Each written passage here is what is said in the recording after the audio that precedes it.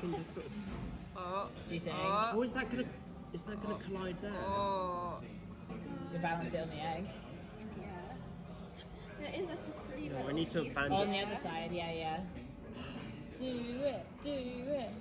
Sorted by your own egg. No, that's not. Who would have thought it would come back round to you? My own egg hubris. My own egg hubris. Oh no, that's gonna. Oh. You got this. I believe in you. You got this. Yes! Yeah!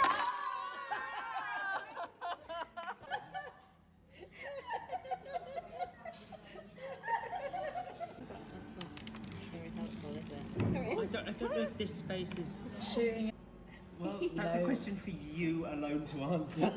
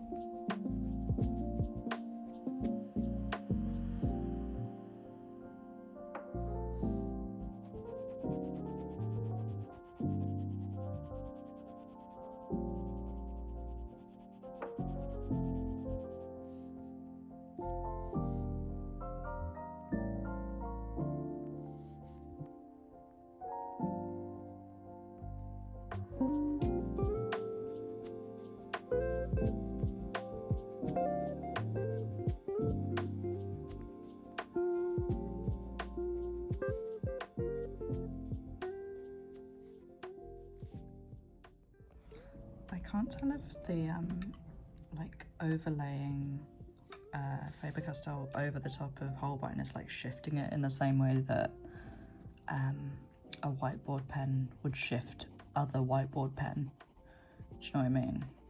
I don't know, because I don't have many Holbeins, full stop, but I also don't have any in this sort of colour or like a darker pink than what I've got here. And so I want the sort of pastel smoothness of it, but I also want to go over the top of it and add a little bit of this back in. But yeah, I don't know if it's like lifting it. I don't know, I'm not sure. It's like it's reacting in different ways whenever I touch it down to the paper. It's very weird. I don't know. What do you mean? Obviously it looks filthy because I've got to clean up around the edge because of all the smudging, but I don't know. I don't even know if that's coming across on camera. Maybe when there's better light I'll show again. Hi. I think there's also like a thing of when I put down Holbein, which I'll show you which pink Holbeins I've got. I've got like lighter, really light colour ones, but they're not relevant right now. So I've got these, but the Shunosaurus is more this. So it's a slightly different shade. It still works when I overlay these on the top. If I put these on top of like an already mostly finished Faber-Castell drawn coloured dinosaur, then it's like a commitment. I have to just go with it. Because I find the way that I'm using the Holbeins is like, it's thick coverage. It's like 2012 foundation. It's thick, it's cakey. So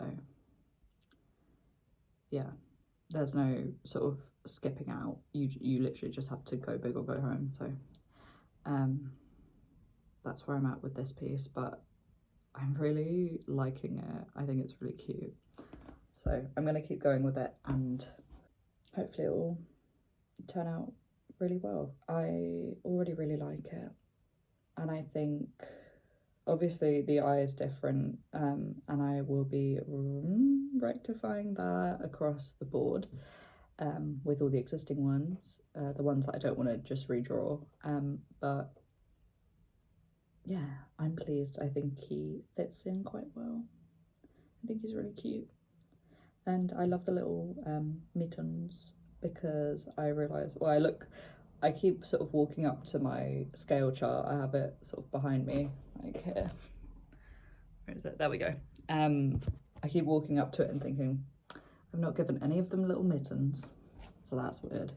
Some of them look super concerned, like their expression, so I might change that a bit. I want them to look proud, proud of being them. I've done this thing recently and it's helped my hand pain a lot because, you know, tendinitis. I've done this thing recently where I've put my sketchbooks, all of the ones I'm using, even the small ones actually, on my laptop stand, and it's been really helping. I have never understood how people can paint on easels or draw on like upright easels. I know they're at a slight tilt, maybe like this. But yeah, drawing like that, I don't know, I don't think it would work well with me or just the type of work that I like to do. But until now I've always been like leaning over drawing like this, and that's not good either. It's not good for my posture, it's not good for my hand. So I'm trying to be better because when my physio said, oh yeah, so you've got tendinitis here, here, and somewhere else. He said some fancy words before tendinitis, and I just sort of, because I was kind of in like a state of what the fuck have I done, I kind of just sat there and sort of let it wash over me. I was like, okay, cool, I've done this to myself. Yeah, I think because of that, I'm now trying to take care of my approach to drawing and like prolonged periods of time and stuff. I think I just lost my train of thought. So I'm trying to draw in like short bursts, massaging my hand in between, obviously because it's in pain. I mean, I should have been doing that before, but no one made it like made a point of it. Whenever I've been in arts education, no one would ever say about like exercising your hand or like massaging your hand, like taking care of it. You're doing something that makes you prone to repetitive strain injury as well. And I was speaking to Jam about this, and she was saying how she would literally, because she plays bass and guitar, she would always do hand warm-ups because you're working up to using muscles for a prolonged period of time. So yes, artists, massage and warm up your hand before you work. If you already knew that, I mean, you're smarter than me. I just never really considered it a thing because obviously like when you're doing like exercise, you're like, of course I'll warm up, don't want to pull a muscle, but then you've got to apply the same to your hand. Just because you're doing a sitting down activity, it doesn't mean it's not going to have the same effect. Prolonged use and neglect of my hand, my poor hand. I've learned a lesson. I've learned a big lesson, and I'm reaping not the rewards, the consequences. But at the same time, I'm, yes, trying to be better. The physio said it would take months for it to fully recover. Yeah, wasn't very great hearing that, but we both agreed that at least it's not carpal tunnel syndrome, because that could be a hell of a lot worse. And if I want to be doing drawing for a long time, which I obviously do, I want to be doing the thing I love, then I've got to take care of myself. And so if you're doing similar things, take this as a lesson, please. Don't allow your special tool to get messed up, because I thought he was going to tell me something a lot worse, and I was very scared, because this is like, I don't want to say it's a thing that gives me purpose, but it's like very important, and it's a big part of my life and my day-to-day. So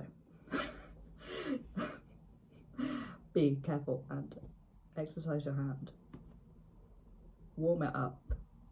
And even though I use my left hand a hell of a lot less because it's useless as far as I'm concerned, I still am trying to like replicate the exercises on this side as well. Yes, this is a PSA.